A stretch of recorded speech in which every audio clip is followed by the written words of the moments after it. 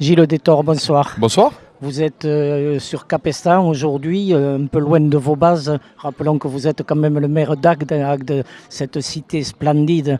On ne va pas faire de l'histoire, mais grecque, phocéenne, avec 25 000 habitants, qui l'été deviennent 250 000, un atout touristique considérable.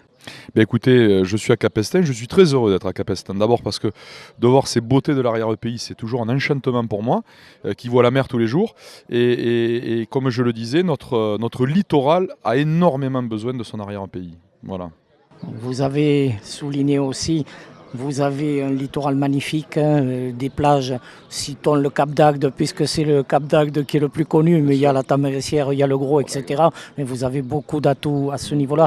Et puis il y a en arrière-pays un aéroport qui s'appelle Béziers-Cap d'Agde, soulignons ce label, c'est important. Alors, vous le défendez bec et ongle.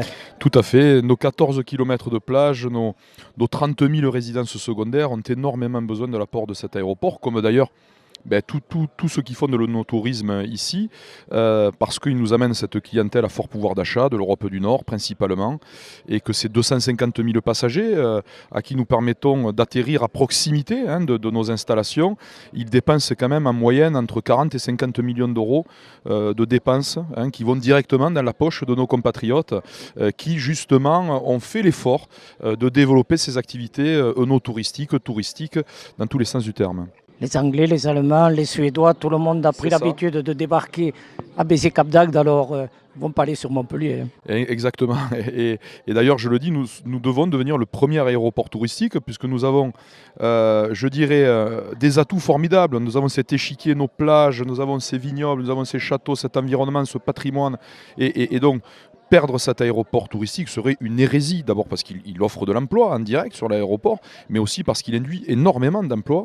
Et encore une fois, malgré la crise que nous traversons depuis quelques années, cet aéroport progresse chaque année en nombre de passagers.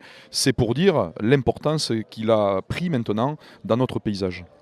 Un beau territoire, des atouts donc, mais aussi des hommes de bonne volonté pour le défendre, bien entendu. Écoutez, moi je prône l'union des hommes de ce territoire, quelles que soient leurs convictions, parce que lorsqu'on doit être au chevet d'un territoire comme celui-là, qui a des atouts formidables, on doit se mettre ensemble, chacun avec nos forces, chacun avec nos qualités, et œuvrer dans le sens de l'intérêt général. Et Dieu sait qu'on a énormément de choses à défendre en commun, et j'ai envie de dire que sur le fond, on est tous d'accord pour dire qu'on est dans le plus beau territoire du monde. Gilles Détor, merci beaucoup. Merci.